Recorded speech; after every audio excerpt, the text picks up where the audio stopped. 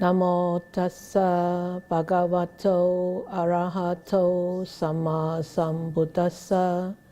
Namo tassa bhagavato arahato samma sambuddhassa. Namo tassa bhagavato arahato samma sambuddhassa. So, today we are starting new sessions on teachings. We explore the Dhammapada in different themes. And the version of Dhammapada that I'm using is by Bhikkhu Buddharakkhita. And so you can actually download that online. On the web is free, or you want to get a paper copy like this, you can also get the paper copy over Amazon or any online. So Dhammapada is actually a very important literature or very important compilation of teachings, especially in the Theravadan tradition. When the Dhammapada was compiled, because the Dhammapada verses are actually very simple verses.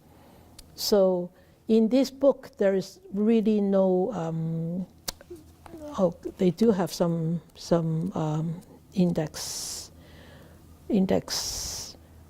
but there is not much of explanations. But if you look online, there are actually a lot of explanations or commentaries on Dhammapada.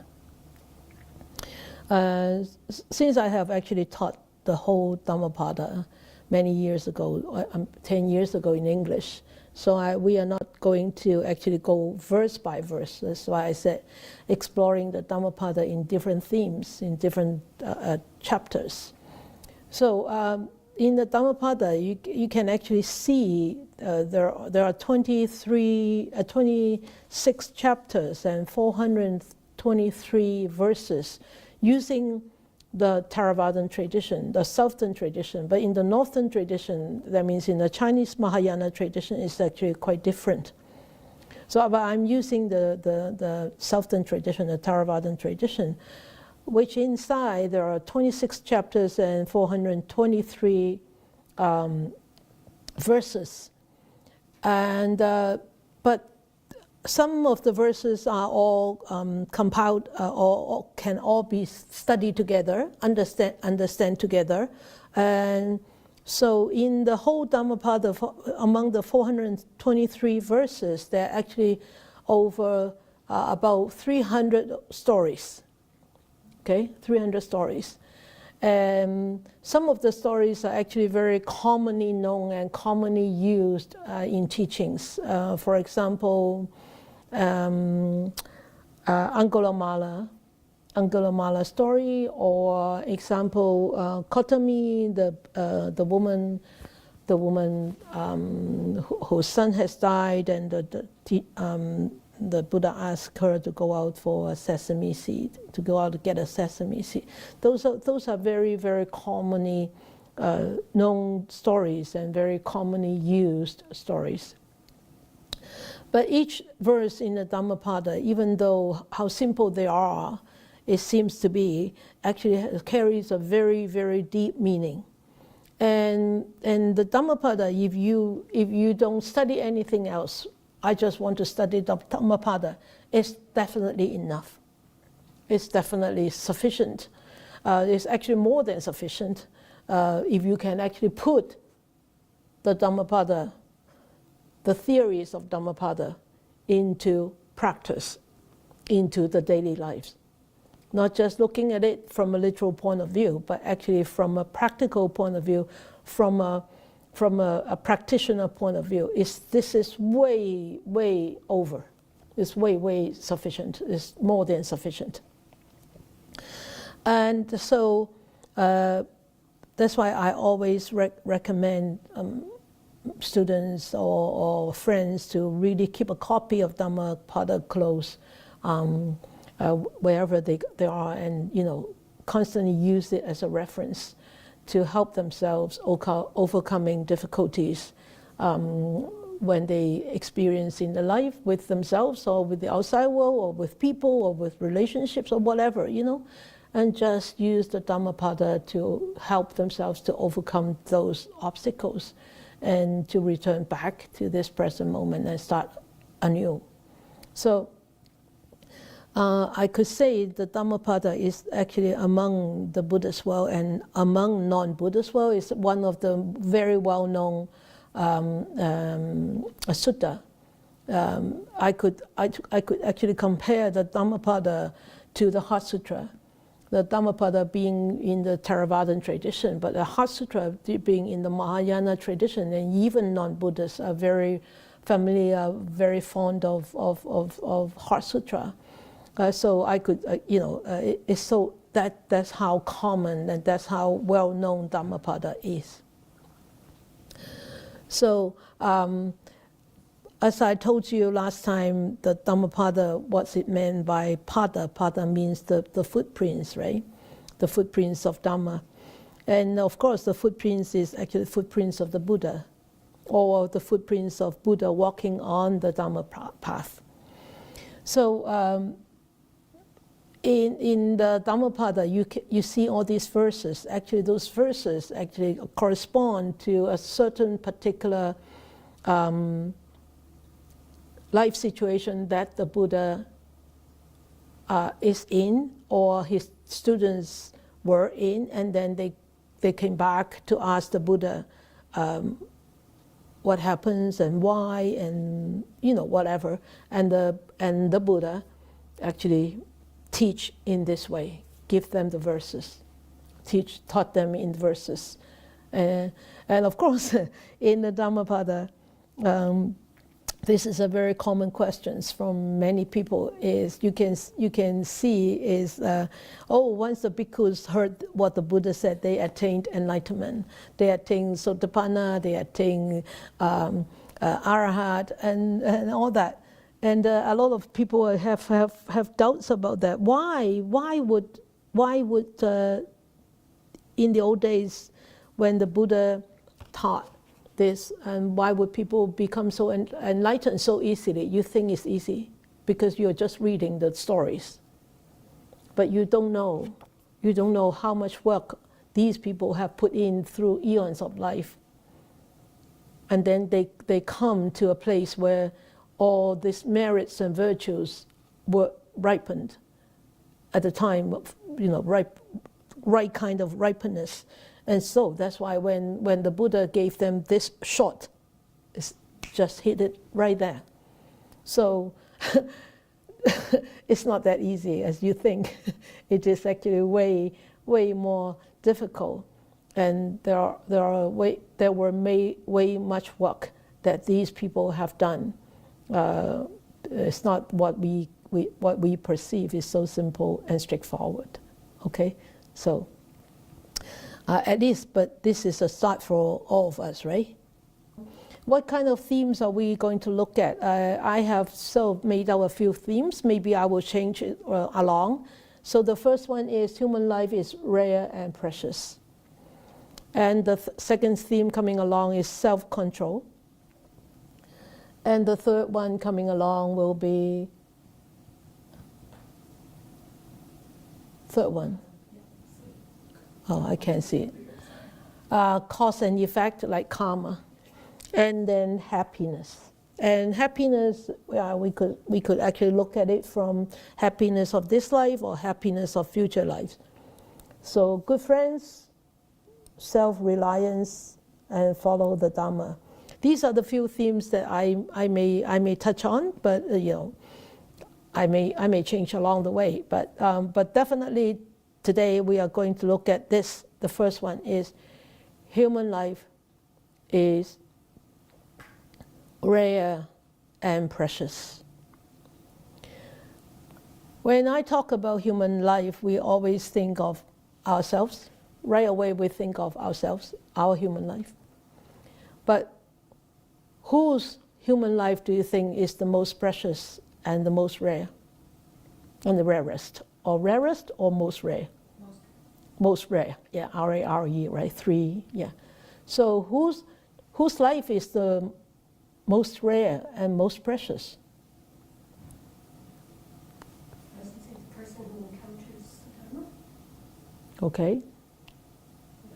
The Buddha. Yeah, the Buddha's life is actually, up to now, I think, up to now, to a student of the Buddha, I think having our teacher born into 2600 years ago, I think it was the most rare and the most precious to us. Even though we don't have a chance to actually meet him in person, but yet his teachings, we are surrounded by his teachings, and his teachings are readily accessible, especially nowadays in this fast technical way, right? So we are actually, I think we are very fortunate to really encounter such a being, at least in our lifetime. So up to now, this is the most rare and the most precious, and we could actually look at it from Dhammapada, verse 193. Okay, 193. I will be jumping here and there because I'm picking out verses that actually correspond to the theme that I'm talking about. So verse 193 it says, or maybe I should tell you the story about this first. So the story about this how this verse actually came about was the Buddha was at the Jetavana monastery, and the Buddha actually said this verse with a question that was raised by Ananda. One day Ananda was wondering, thinking, the Buddha, our teacher, has constantly told us that, thoroughbreds of elephants are born, and they are only among the best breeds. And the best breeds of elephants is Chandanta and Uposatha. Uposatha, yeah, the Uposatha as Uposatha. So those are the wonderful breeds of elephants. And then there are the thoroughbreds of horses, which is the Sind breed, okay? And then the thoroughbreds of cattle is Usaba breed. So there are different kinds of thoroughbreds of different kinds of animals. So Ananda thought, the Buddha kept talking about these thoroughbreds of elephants, horses, and cattle. But he never taught about the thoroughbred of man. So after pondering on this and reflecting on this, he couldn't find the answer. So he went to the Buddha and put this question to the Buddha. And the Buddha actually replied him with this verse. And this verse was, hard to find is the thoroughbred man. Of course, he implied the Buddha, right? And he is not born everywhere. Okay? And where such a wise man is born, that clan thrives happily. So that clan, the Buddha was born into the clan of what? Katyaya and Brahmana. So his family was one of these noble clans in India. So the Buddha said, it's very difficult to find a thoroughbred breed of men. Of course, right? If any man is not enlightened, if any man is not totally liberated from the fetters, and it's not called a thoroughbred, right? So he said he's not born everywhere, because it's hard to find a Buddha. And how many eons of life has gone by, how many eons of years have gone by before Sikhamuni Buddha actually became Sikhamuni Buddha. And after he went into Nibbana, and how many eons we have to wait until the next Buddha, Maitreya Buddha, will come into life. So, of course, he's not born into everywhere. He's not born into everywhere. And where such a wise man is born, that clan thrives happily. Why would that clan thrive happily? Why? Why?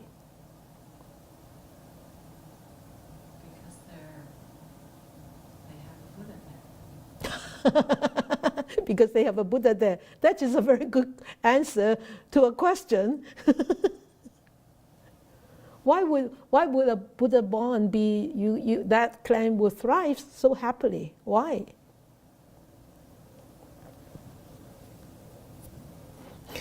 Well, going back to what you said before, the Buddha teaches happiness in this life, so he can teach happiness in this life, and he also teaches happiness in the future. Yeah, because the Buddha's teachings allow us to cultivate happiness this life, and allow us to cultivate happiness in next life, right? That's why that clan would thrive happily this life and next many future lives, right? Yeah. Okay. So this is the verse that tells us, wow, the Buddha is the most thoroughbred man. And how lucky we are, and how rare and how precious is that, right? And also, the happiness has many faces. And the happiness or the blessings have many faces. And we can actually look at that. That's make it also precious. And we can look at verse 40. Verse 40 is that blessed is the birth of the Buddhas. Blessed is the enunciation of the good Dharma. And blessed is harmony in the Sangha. And you can see from these first three sentences, it actually tells us blessed is the triple gem, the existence of triple gem, the Buddha, the Dharma, and the Sangha. And blessed is the spiritual pursuit of the united truth seekers. That means any practitioners who is seeking the truth, who is walking on this path towards the ultimate freedom and happiness and total liberation of the sufferings. Those are the truth seekers. And blessed, they are very, strong blessings there because of the birth of the Buddha. And with the birth of the Buddha, there comes the teachings. And with the teachings, because the Buddha created the Sangha, and the Sangha are the monastics who allow these teachings to be carried on through lives after life, life after life, generations after generations, generations after generations. So we are very blessed to have these triple gem in our life. It's very precious to actually encounter this. So while we need to realize that we are literally being blessed by having the Buddha as our teacher, by having the teachings that he actually passed down as our guideline to how to live our life. So this is how rare and this is how precious all the birth of the Buddha and for his teachings, and also to have a Sangha, monastic Sangha, still around. And you could see, I could see, not you could see, I could see, I coming from the East, I was born and raised in Hong Kong, and I became a monastic while in Hong Kong. And I saw how the Buddhist teachings flourish in China, in Hong Kong, in Taiwan, in Southeast Asia. But yet, when the teachings come to the West, the tradition starts to actually take a very different look. And of course, being a monastic is actually not very easy, and it's very difficult to really have that kind of determination, devotion, to really let go of householder life and take on the monastic life. It's very difficult, very challenging. And living in the Sangha is the most difficult thing most difficult life situation you can put yourself in. But I tell you, the most difficult, the most challenging is the most opportunities that you have to really practice, to put your practice into practice, to put what you have learned into practice. But I have seen that coming into the West. I start living in the West for the last 28 years, and I've seen this. It has taken a very, very different shape, and sometimes I worry. I worry about what? I worry about the monastic Sangha disappearing in the West and being taken over by householder Sangha. I do worry, but I know I shouldn't worry. I should not worry, because what is meant to be. But I think my worry is quite reasonable, right? Right.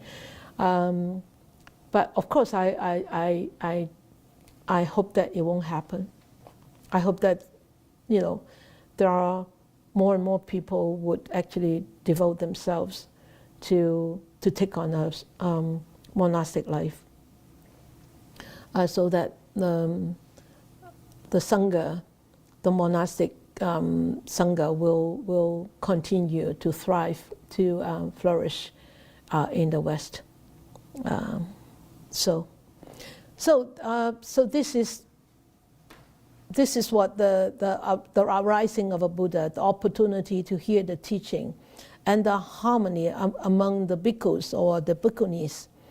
We can see from these last two passages, the birth of the Buddha to this human world is truly a blessing, and is truly very, very rare. So the Dharma with the birth of the Buddha and his compassionate vows from eons of lives, he taught the profound Dharma to human beings, the Dharma of seeking happiness. So in order for the Dharma to continue to prosper, just sit down. In order for the Dharma to continue to prosper, the Sangha, what was created way back 2,600 years ago, has a strong meaning, has a meaning to be here. Why? Because relies on the Dhamma, relies on the monastic to spread the Dhamma. And also the Sangha is actually so that monastics or monastics support the householder to practice together, to learn together, to grow spiritually together, and to propagate the Dhamma to others in whatever capacity that they can. So you look at this is actually a very, very strong blessing indeed. But for me, when I look at these verses, I was so touched by these verses. But I don't know how you feel about these verses. Okay, now is your time to speak. Anybody has any sharing about these two verses? It's actually verse 193. And the last verse was 100. No, that was 193, and thoroughbred was 193, and it was 40. I got the number wrong, I think.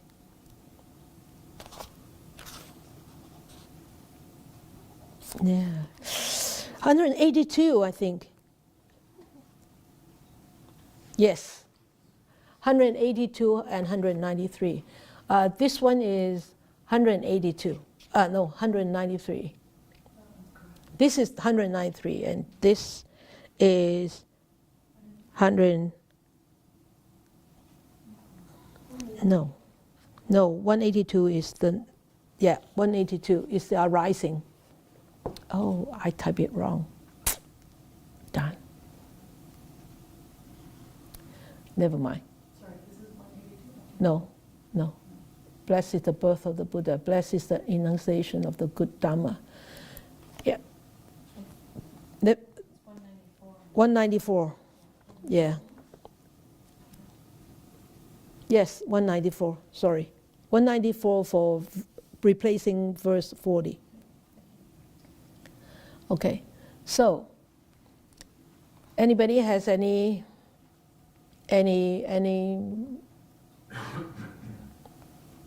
feelings? Please use the mic. Laurie has some sharing. Yes, definitely feelings. I just feel such enormous gratitude to the Sangha, because without the Sangha, I would be lost. I would have had no contact here. With the Dhamma. And I can't imagine not having Sangha in the West now that it's here. So I just feel very grateful, and I want it to flourish, and want to continue to support the Sangha. So, good. Yeah. Thank you. Yeah. Anybody else? It's funny that we're talking about this today. Just this morning I was talking to my partner Bruce, and I said, I don't know how much I can progress on this path in this life, but I have a wish that I get enough of the seed, enough of the Dharma in me, that no matter where I'm born next life, I hope I can encounter it again. Yes. Whether it's the West or the East or whatever the circumstance, but Yeah. I hope I can again and encounter it earlier. Yeah. Yeah. Well, that's in the past. Don't worry. Let them go. Let them be. Yeah. Good. You know what? Yeah. I think you folks here in Chilliwack sort of have a connection with us way back, many eons of life. Otherwise, I mean, look at how many of you are here, and how many of them actually do not really have a Sangha to be with. And even though the Sangha is here, but look how many people actually come. Right? So yeah. So anybody from you have any feelings about these two verses? I tell you, this exploring the Dhammapada is not just me to talk. You can read all the stories online. I'm not going to tell you all the stories. Why would these verses come? Why would this verse come? I want you to actually contemplate and reflect on these verses. That's why I said it's exploring Dhammapada. It's not just reading or knowing the stories of Dhammapada. Anybody else from the TV squares? Nora, yes. I'm just going to let everybody know. Yeah. There you go, Nora. Ever since I encountered the teachings, that it's made life makes more sense to me. Life makes more sense. Before when I was brought up with the United Church, who are Yeah. very liberal-minded. Yeah, yeah. Wonderful. Yeah. Still, I just, just all the teachings of the Old Testament and all that, they just make no sense to me, right? And this, like a hard God that's killing people and doing all sorts of horrible things, and this makes so much sense. Yeah, right. Yeah, great. Yeah, it makes sense. Yeah, it makes sense. Yeah. Okay, great. And when Yeah. if you think about karma, and you understand that, it just makes life easier, I think. Yeah. clearer. Yeah, clearer, right? Make the path clearer. And when you need to choose, make an option. You have ways to choose. Oh, this or this. This I will be like this. This I'll be like this. You can weigh in. Yeah, good, great. Thank you, Nora. Thank you. Okay, so I wonder what the text refers to. The Buddha's clan is just a metaphor. Of course, it's a metaphor. Yeah, and that clan is not just like one particular clan, like the Sikh clan or the Katiya or the Brahmin. Is us. Us. We are the clan. We are one of the clans. Those who actually encountered the Buddha's teachings is one of the clan. That's how I see it. Okay. All right then. So the arising of Buddha and the opportunity to hear the teachings and the harmony against the Sangha is a blessing indeed. So in our mundane human world, or in our human world, we think anything that is rare is precious. We call rare stone is precious, isn't it? Right? And in the Buddhist understanding, human life is rare and precious, not because of being being really rare, right? It's not rare. How many people in this world there are? Like what's the population in the whole world, right? It's not quite rare. Look how many people we have here tonight. 10 here, right? So it's not quite rare. If you want to bump into some people, you just go into the mall, it's not rare. Right? So it's, even though you go into deep mountain, you bump into people go and ski and hike, and it's not rare. But what does it mean being rare? Is the immense potential it has, a human being has, in order to improve not just this present existence, but also for future prospects.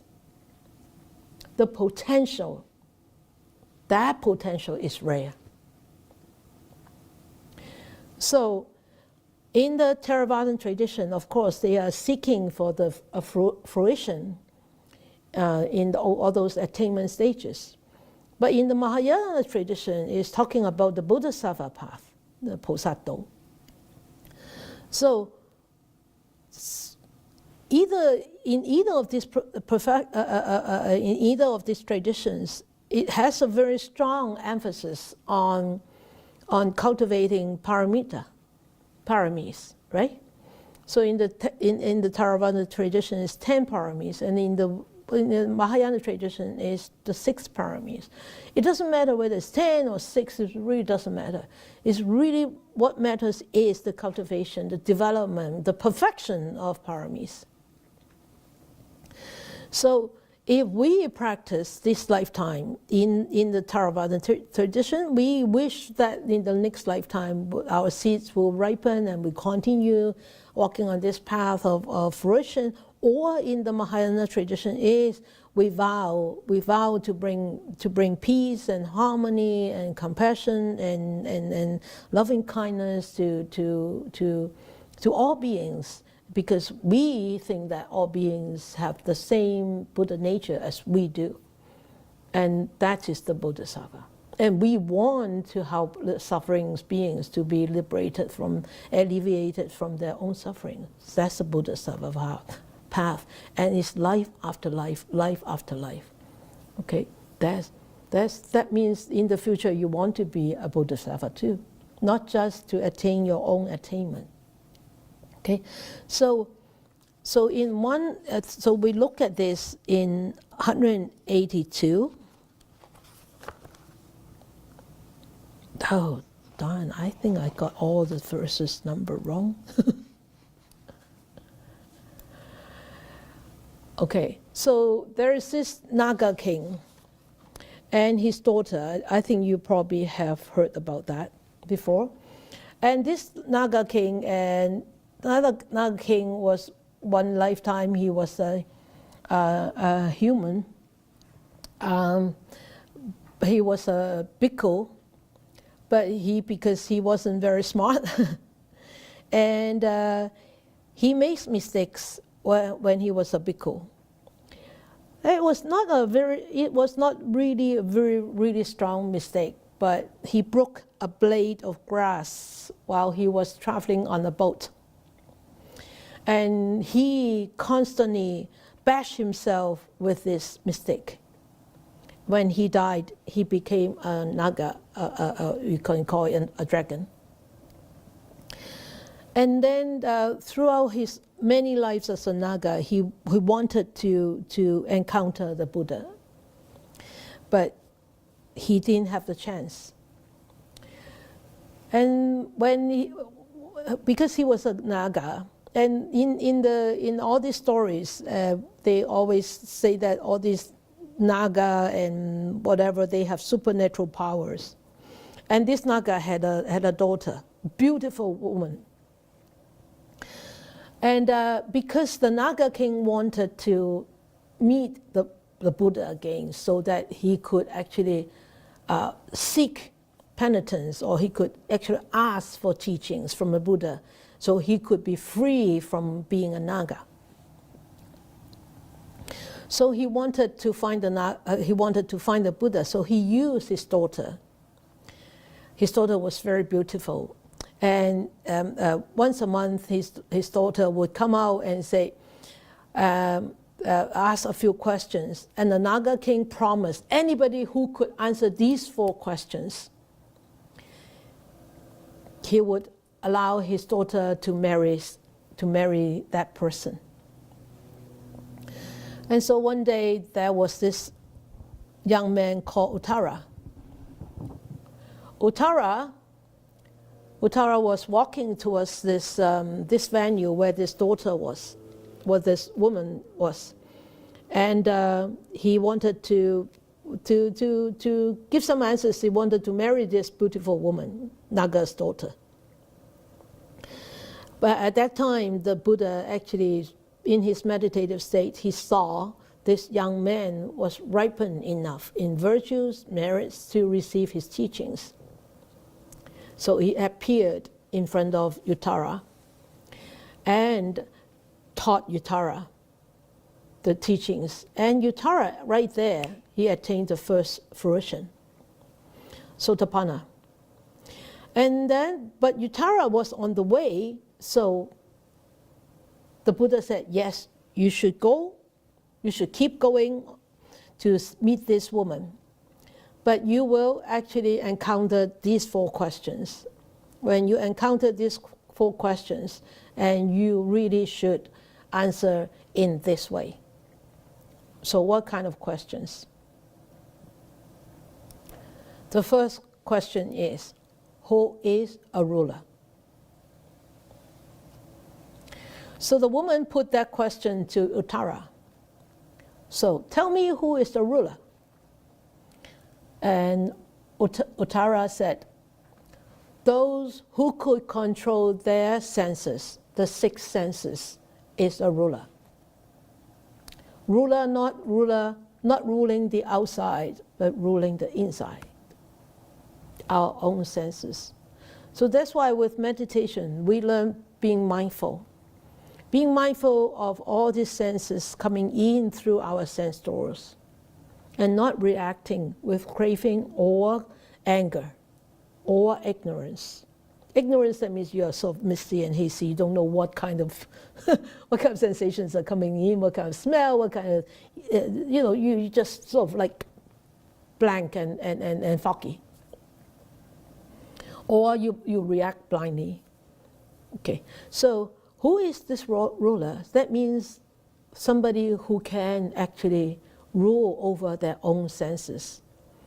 Not by force, not by suppression, not by oppression, but by really being in this space, being mindful and accepting and very balanced, equanimous. And then the second question is one who is overwhelmed by the mist of moral defilements be called a ruler? So Uttara said, no. One who is overwhelmed by the mist of moral defilements is not to be called a ruler. Instead, one who is free from craving is called a ruler. So one who can actually subdue its own craving is called a ruler of his own mind. Okay? So the third question is, so what ruler is free from moral defilements? And Uttara said, the ruler who is free from craving is free from moral defilements. So anybody who is free from craving is actually free from moral defilements. How could they commit any moral defilements if they have no craving? Right? If there is no craving, how could they be angry? Right? Understand? Okay, you agree? Okay, good. Then the fourth question is, the fourth one is, what sort of person is to be called a fool? We all are fools. Right? So who is being called a fool? A fool is somebody who seeks for sensual pleasure. It's called a fool. So, after hearing these questions, Irakapatta, that means the Naga king, knew Buddha was born. Buddha is here now, right in this world, right at this time. Therefore, he begged Uttara to take him to see the Buddha. So Uttara actually took him to see the Buddha. And Buddha uttered these verses to him. He said, hard is it to be born a human being. It is very difficult to be born as a human being. Look at this world. There are more animals than human beings, right? Look at this world.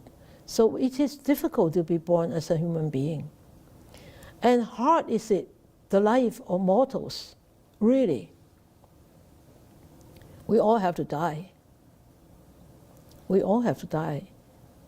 And it's really, sometimes it's very difficult to face death. And hard is it to gain the opportunity to hear the good Dharma. I totally agree with this because, I have been here 28 years. And I look back all the time to the time that I have spent here. And I look at the size of our congregation. I said, whew, there must be something wrong with me.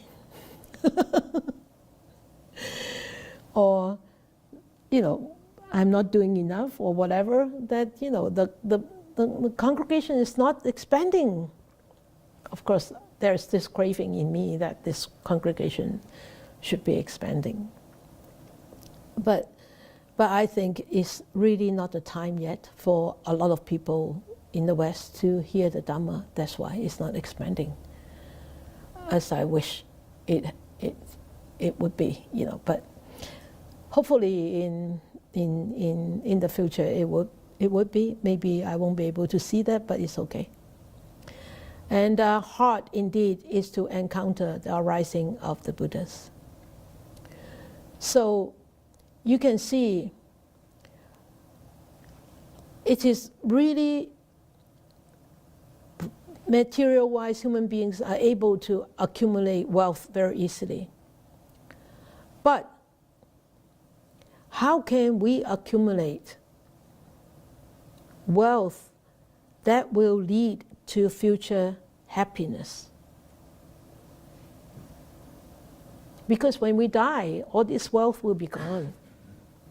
All the wealth that we accumulate, material wealth. How can we accumulate that? What kind of wealth should we accumulate in order for future happiness? What do you think? What kind of wealth? Anybody? Jeremy? Yes.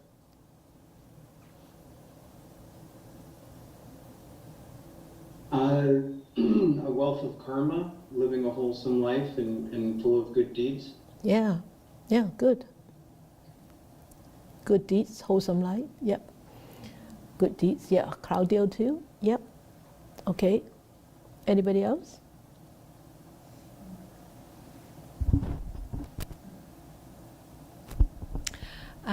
Sifu, I was just thinking, for quite a while now, I've been looking around my home and at all the things that I've valued and treasured for so many years, and I've carted around with me all my life. And I'm looking at them now with such different eyes, and I think, you know, it won't be very long. I won't be here. I wonder what, you know, these meaningless things, where will they go? And maybe they'll all end up in the landfill. I don't know.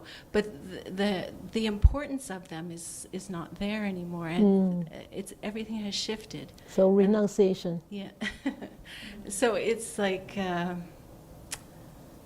I feel like it's a new life. Good. Yeah. Good. Even at this old age. Yeah. Renunciation. Yeah. Different type of renunciation. Yeah. Anybody else? Yes.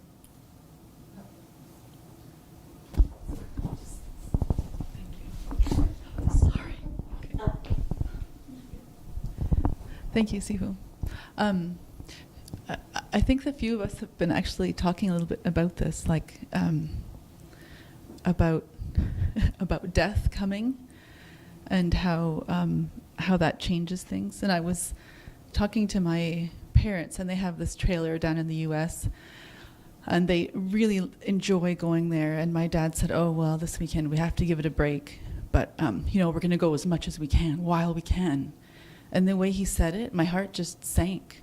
Yeah. Hearing it, because I thought, you're over 80, and you know, relying on even though it's not like they're not going down there to drink or do bizarre things. They're going out there to be, you know, beside a campfire, but they're still relying on something that requires them to be in a certain physical condition, and it's not, you know, it doesn't last that long. So accumulating, when I heard that question, I thought wisdom. Not that you can accumulate wisdom, but to have a better understanding of what leads to happiness. Yeah.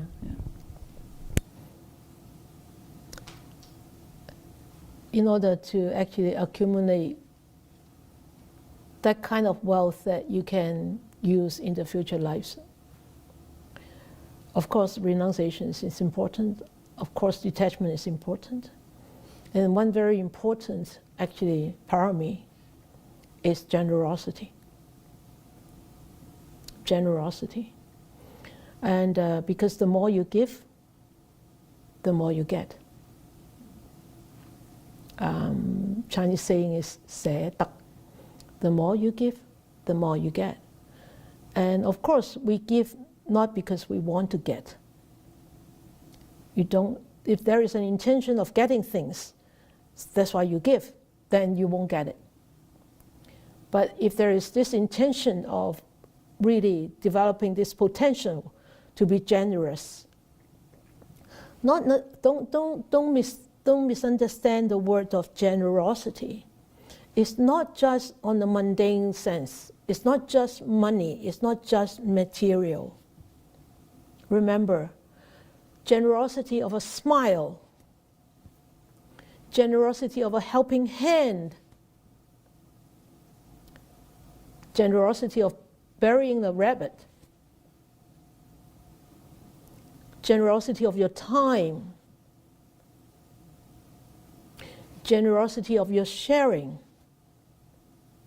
It's all generosity. Do not misunderstand or do not actually make this generosity too stingy. Generosity is very big, I tell you, it's very big. It's not what we think is generosity. It's way bigger than what we think, what we perceive as generosity. Okay? So that is really very strong factor for future happiness and wealth, is generosity. Like I'm teaching, I'm cultivating generosity. You are sharing, you are cultivating generosity. It's the same, right? Yeah, into wholesome, Claudio said, pouring one's heart into wholesome activities is cultivating generosity. Okay, so it's actually that's why in the Mahayana tradition is that even though you understand a stanza, just a few phrases, and then you are able to spread out, or to write it, or to talk about it, or to chant about it, and when people hear it, when people see it, when people just encounter it, that is so meritorious. Okay, so if we want to really achieve freedom from sufferings, which is the most wonderful thing to achieve, isn't it? To be liberated from sufferings, and we need big resources to achieve it, and these resources are built up by cultivating those parami, and generosity is one of it, very important, and also human rebirth is the biggest, actually, is the biggest resource.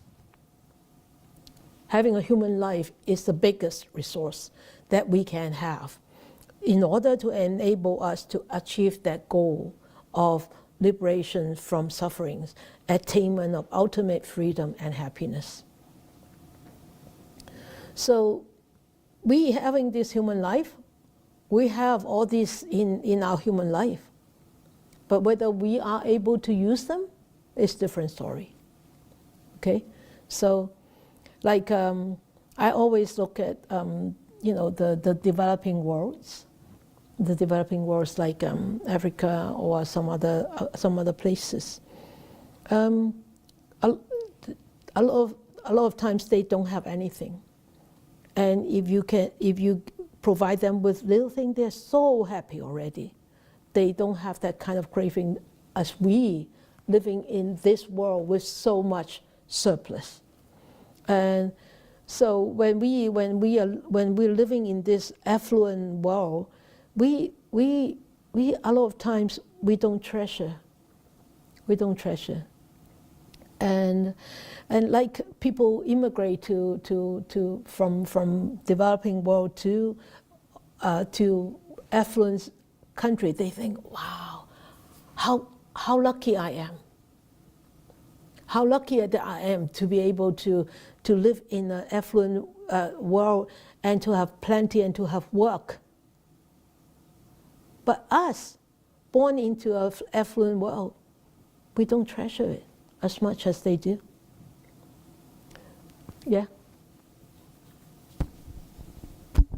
If we were, I was just thinking earlier, you talked about the West and the East, and I think that we're brought up where there's a very clear mindset of independence and survival of the fittest and that individuality in the West. Yeah. We don't see ourselves as connected as a bigger part of society or the planet, which is more so like we think, from my experience, we think more collectively as a society Yeah. in the East. In the East. In the East. So to be generous is not even to be generous, it's natural to support yeah. not only It's your natural. family but society is Yeah. as it's Normal. the same as Yeah. supporting yourself. Exactly. Yeah. Whereas I think that's a slight difference here. Very different. Very Yeah, different. Very different. Yeah. But anyway. So yeah, how is it to be born as a human being? Because human being has got all the ingredients to make their food, to make a beautiful plate of food. But yet, a lot of times we don't make full use of those ingredients. Sometimes we even ruin those ingredients, don't we? Yeah? And sometimes we put too much salt in. Sometimes we put too much sugar in, and we ruin the dish. Because what? We're not wise. And so I want to share with you, this is actually very touching. I don't know whether you can see it clearly on screen, but it's actually a very touching picture. It's a Buddha, Nibbana's, lying on his right side, went into Nibbana. This is a very famous painting in Japan. And of course, there are actually many paintings all over the world about the Buddha going into Nibbana. So,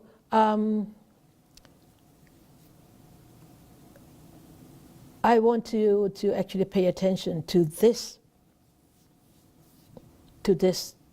here. This woman is very, very old woman. It was said in the stories, about this old woman. She was once very young and beautiful. And she was trying to find the Buddha and wanted to listen to his teachings. But in the old days, it's not like nowadays, so convenient. 6 o'clock, you zoom in, then you meditate. Okay, 7 o'clock, you zoom in, you listen to the teachings. 8:30, mind you, it goes on to 8:30 tonight, okay? And 8:30, you zoom out, you're back to your old life. Huh? In the old days, no, people have to walk, people go on horses, cattle to travel, right? If they are well off, they have cattle, they have horses. But if they're not well off, they walked, right? They went on foot. So she wanted to listen to the teachings of the Buddha. She heard about the Buddha. She was looking for him all the time, and time goes on. And eventually she became a very old woman. Look at her, all wrinkles, and all the hairs were gray and white, and then she looked everywhere. She couldn't find the Buddha. When she became old, and she actually arrived to Kushinaga, where the Buddha actually went into paranibbana. So she was in the vicinity of Kushinaga, and she heard that the Buddha was in town.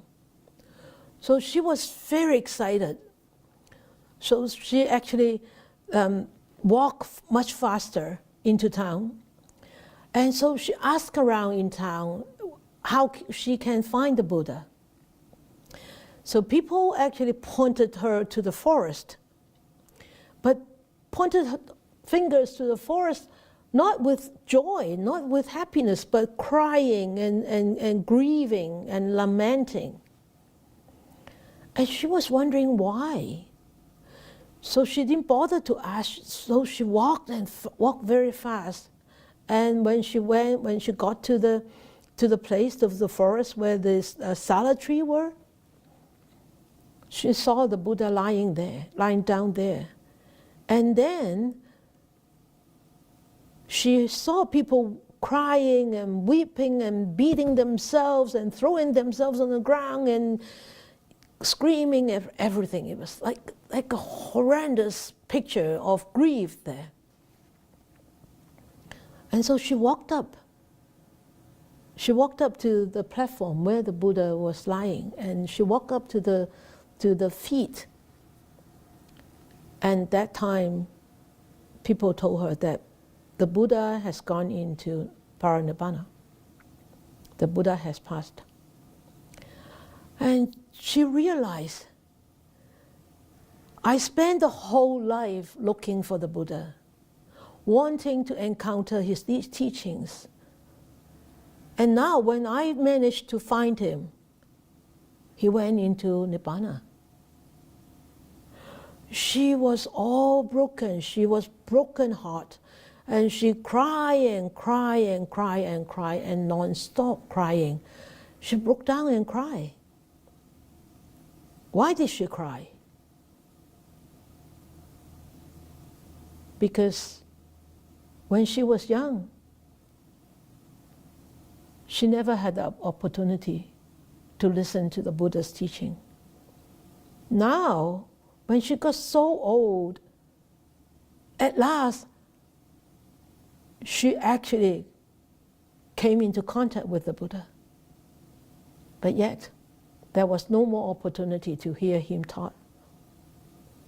That's why she cried. Such a sad and heartbroken thing to be happening to this old lady who was once very young. So now in this modern world, we are sitting here 2,600 years later.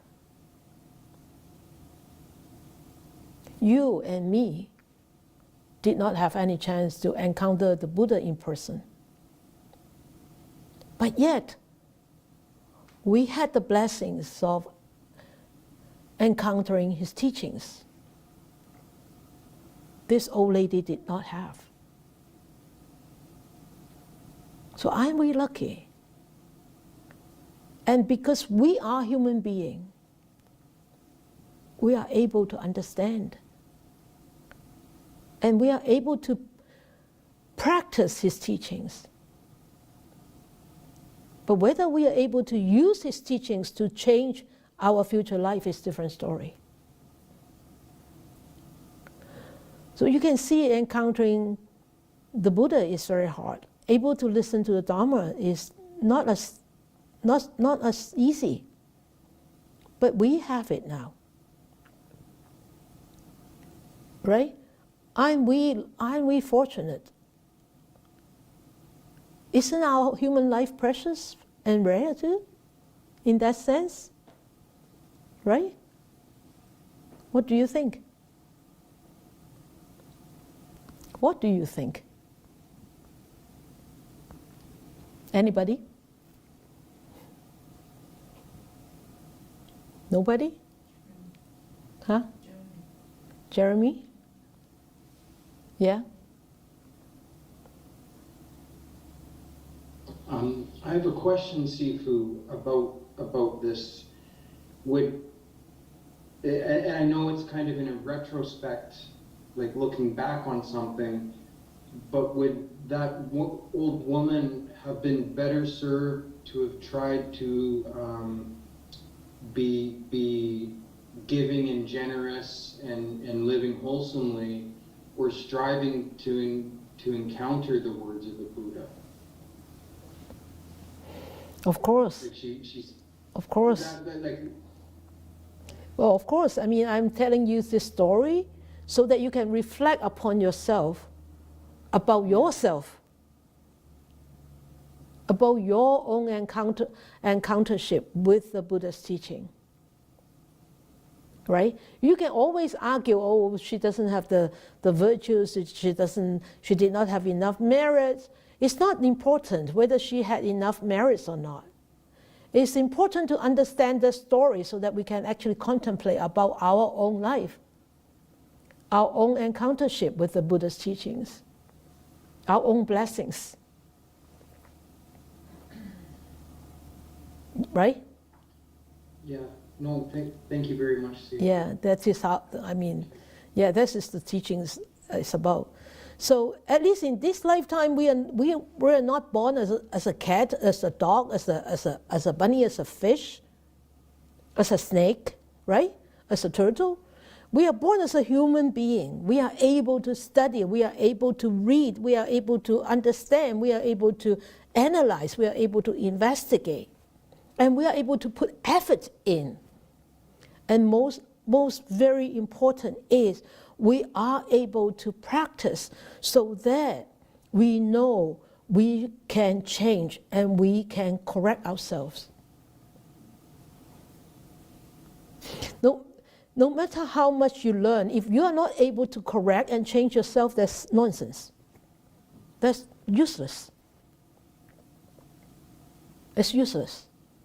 Of course, it's useless now, but hopefully in the future, you will be able to, to actually understand a little bit more, and then able to reflect a little bit more, and able to wake up way much faster, and correct yourself way much faster. Okay, so that needs really strong practice and strong mindfulness and really clarity of mind. So that's why, as I see from all these verses, is to be born as a human being is actually very rare, and also because we as human beings precious is why, because we are able to know that our life is at stake all the time. And we will be able to convince ourselves, or try to convince ourselves, well, I better practice more. I better improve myself better. I better change myself right now. Otherwise tomorrow I may not be here anymore. Who knows? But only us are able to know that life is impermanent. Not with a fish, not a turtle, not a dog. Only human beings are able to comprehend this impermanence of life. Right? Okay. So, why is human life precious? We talk about that. Human life is precious because, why? Because humans have this potential. Have this potential to understand themselves, to change themselves, to correct themselves. Because why? We have this consciousness. We have this mind. And we, because of this mind, we are able to develop our potentials and to be able to choose our direction of how are we going to lead our life. Okay? So, this verse 1, everybody knows about these two verses. These are the most famous verses of Dhammapada. First is, mind precedes all mental states. Mind is their chief. They are all mind wrought. If with an impure mind a person speaks or acts, suffering follows him like the wheel that follows the foot of the ox. So sufferings right now and also in the future. So you know about this blind arahant, right? He was visiting the Buddha, but he was blind. So when he was walking along, he killed a lot of insects, and the other bhikkhus were complaining to the Buddha about him. And the Buddha asked these people, "Did you really see them? Did you really see him killing all these insects?" They said no. And the Buddha said, yeah, and arhat do not have this kind of intention of killing. So even though he has killed because he was blind, he has no intention to kill, so he is not responsible for killings. And so if we are actually very mindful, we know our behavior, we know how we speak, we know how we walk, we know how we sleep, we know how we eat, and we know how we deal with people or with situations if we are mindful enough. But if we are not, then we are just like this. With an impure mind, a person speaks or acts, suffering follows him like the wheel that follows the foot of the ox. So we become the cart, and we carry all these sufferings on our back, like the big boulders that I was talking about. So in this verse 2, is that mind precedes all mental states, mind is the chief. It's exactly the same, the first 4 sentences, but the last one is different. Happiness follows if with a pure mind a person speaks or acts, pure and impure. Pure mind, that means not biased, mindful, balanced, focused, and very correct views. Happiness follows him like his never departing shadow. As long as we stand there, if there is light shining on, there is a shadow. It never leaves us because it's our body reflecting on the light shines on our body and it reflects onto the floor, on the ground. So the shadow never leaves us. And this tells us we have a potential.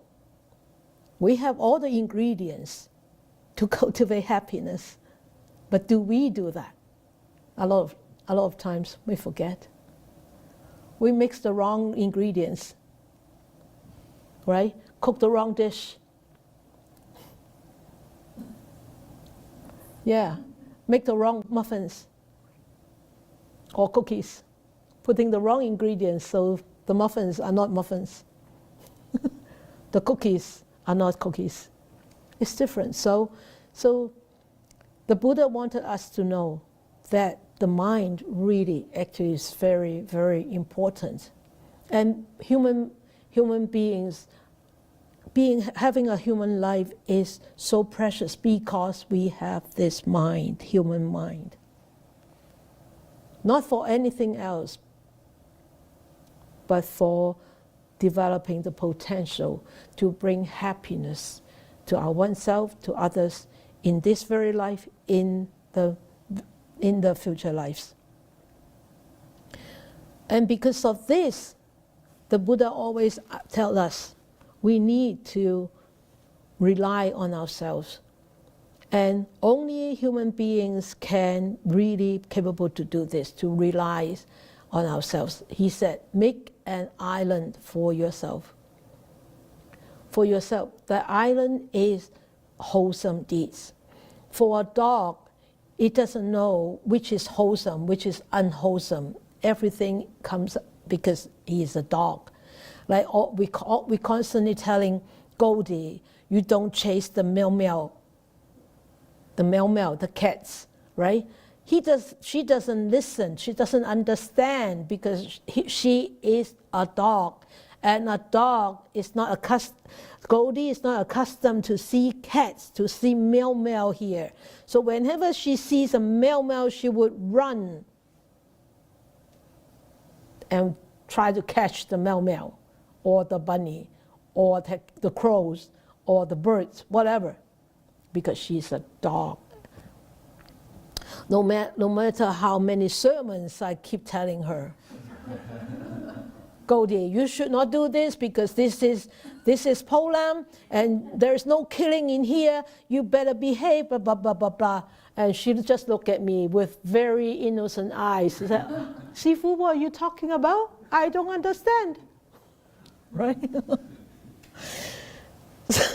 So only human beings are capable to make an island for themselves. That means to cultivate wholesome deeds. So verse 236. Actually, the whole story covers 4 verses. It's from 235 to 238, 5 verses. But I'm just picking out 236 and the next one. So it says 236 is make an island for yourself, strive hard and become wise. Rid of impurities and cleanse the stain. You shall enter the celestial abode of the noble ones. So celestial abode of the noble ones, that means heavenly beings. That means future life. So if we perform wholesome deeds this lifetime, and we try hard to become wise, that means what? Cultivate wisdom. When we have wisdom, we are able to actually purify ourselves. Through this cultivation of wisdom, cultivation of mindfulness, we are able to purify ourselves, filtering out all these pollutants. And we're able to scrub down the stain. When those stains are removed, the karma that we are carrying will be lighter. And when those karma are lighter, when we die, the wholesome karma will allow us to rise into heavenly beings, to become heavenly beings. So this is only human beings are capable to do this. Not a dog, not a turtle. Maybe sometimes they have good deeds too, but very, very minimal and very sporadic. I mean, we had a wonderful dog before called Brianna, a Rottweiler who never killed. Never in the time at the times that she was here, and she even brought dead birds to the front door, so we could bury the birds. And she always let the birds eat her food first before she ate. And after she ate, she always left a few nibbles of dog food there, so the other birds could come and finish it off. But Brianna was a very rare dog, but still, she was a dog. She understood a little bit what we taught her, I think, and but she was very rare, very, very rare. So I think it's only human beings are capable to do this, make an island for themselves, and really know how to choose between wholesome and unwholesome. And verse 238 is, make an island for yourself, strive hard and become wise, exactly the same. Rid of impurities and cleanse of stains, exactly the same. You shall not come again to birth and decay. So that means totally liberated from samsara, from cycles of rebirth. And of course, this is not easy. Of course, this needs to take eons of practice. But nevertheless, it's possible. Okay? So, in human life, as I said, is precious because we have this consciousness. And this consciousness, that's why we call ourselves what? Higher beings?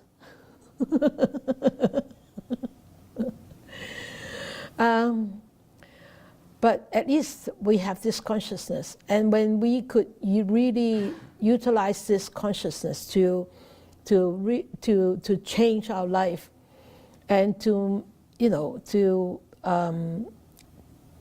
cultivate, to unfold or to reveal the wholesome qualities that we all have inside. And because we have this consciousness and we human beings have this kind of intelligence, we are able to develop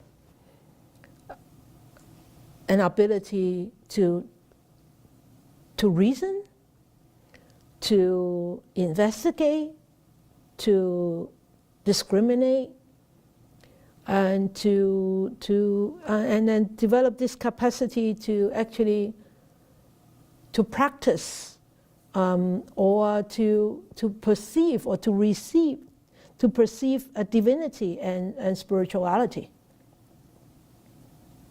No other animals can do that except human beings, right? So we are actually very, very blessed indeed, and we are actually very, very rare, and we are actually very, very precious. And so think of your life being very, very, very valuable, and because of having this valuable life, we can strive forward to achieve the highest goal. Look at the Buddha. Buddha was born as a man, and he achieved this highest goal as a Buddha, totally, completely enlightened. So this is what I have for human life is rare and precious from Dhammapada. So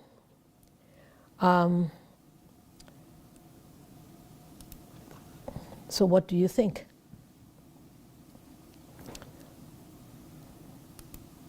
Is your life rare and precious? No? You don't think your life is rare? You don't think your life is precious? So why do you go on living? Yes, Lori?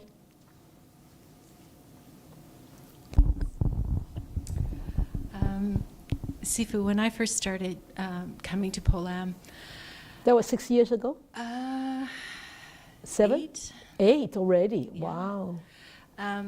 There was a period of time when I felt really bad about arriving here so late in my life. Oh, Yeah, and I would think, oh, if I only had, if I only had. if only, and then I switched that switch, and I realized I still have time left, Yes. and how lucky I am. Yeah. So, and it is sinking in how very rare and how very precious it is. Yeah, So. yeah, great, great.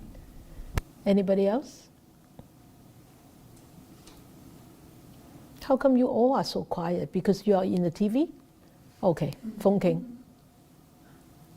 Yes, thank you, Sifu.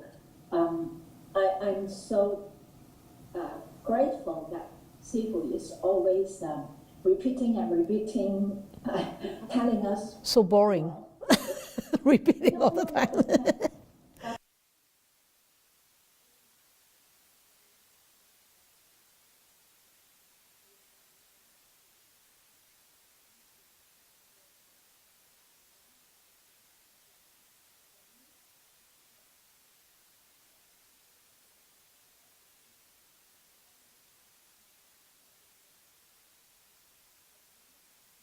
I'm not that quite a good person.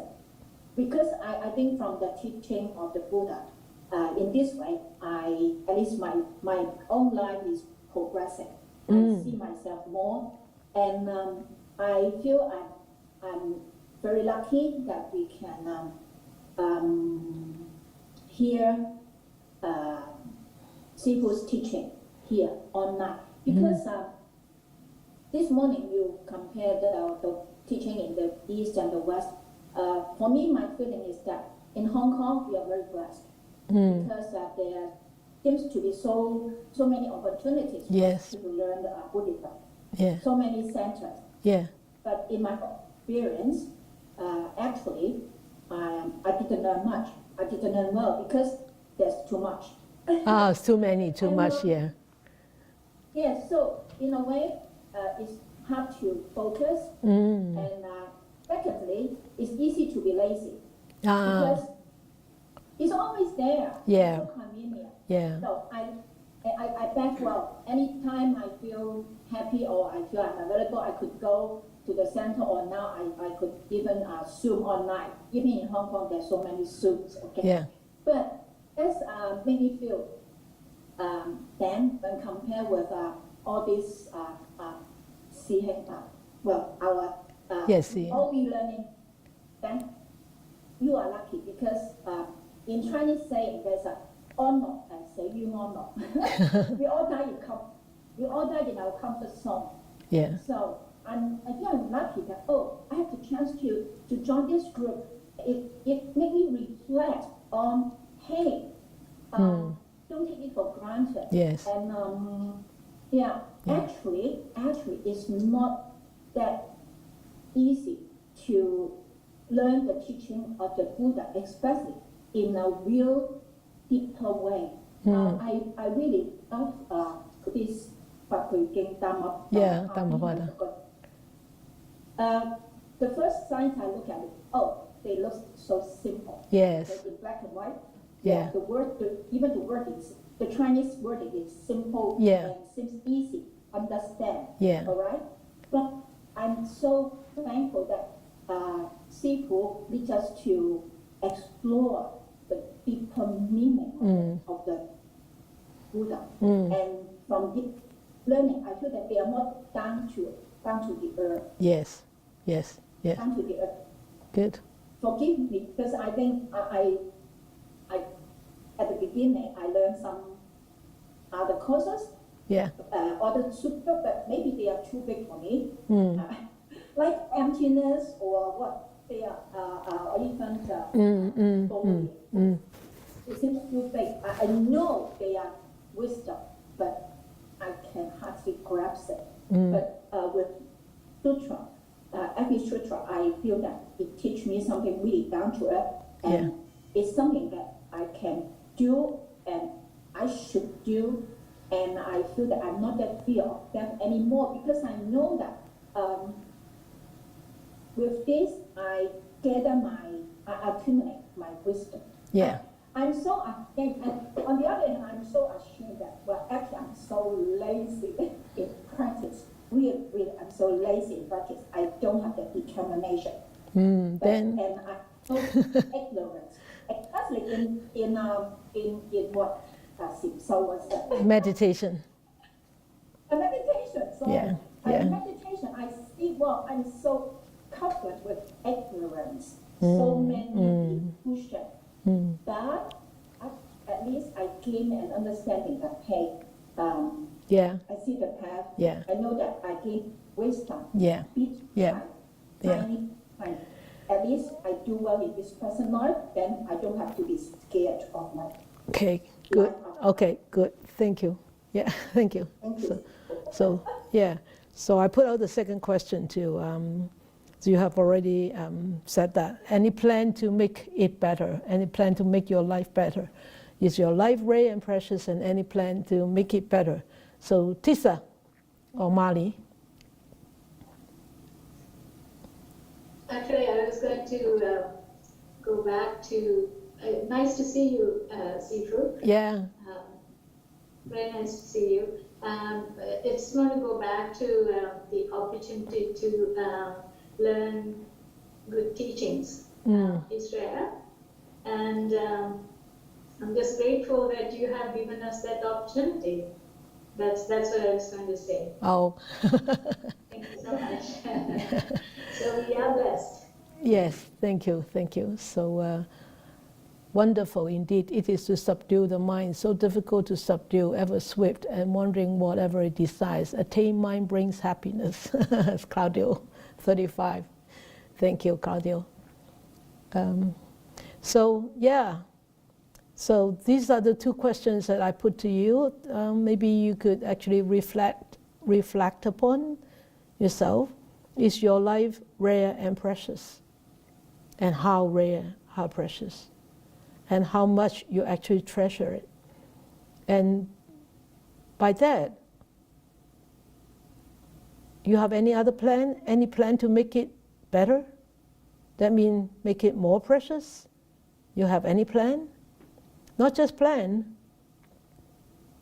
but but put it into practice, actions, not just talking, not a walkie-talkie, but a talkie-talkie, or walkie-walkie,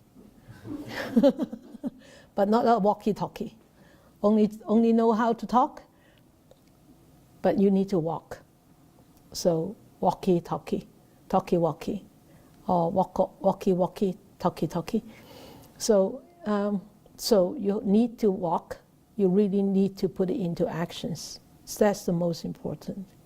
So I always say, no matter how well versed you are in the literature, how hard you try, how hard you meditate, if during the daily life you are constantly rolling in anger, ill will, animosity, or craving, greed, or ignorance, then you're going nowhere but to misery. So always reflect upon our own actions and start from there. Okay? So how do you find this exploring the Dhammapada? You like this? We can go this way rather than going by verse and story by story. No. Good. Okay, so I will see you next month then. I may, if I get the next month ready early enough, I may actually post out those verses, and you can actually read those stories first, so you know the background of where that verse comes from, and then we can actually have more discussion. May I ask all of you who actually attend tonight to be prepared to share your feelings. You know, I'm sure you all have feelings about teachings, but it's nice to share. It's a kind of generosity too. Okay? May these blessings extend to all, that we with all the other living beings together will attain the Buddha way. May we wish more and more people will encounter the wise words of the Buddha, study them, practice them, and help themselves to break from all those entanglements and attain the final freedom, happiness, and peace.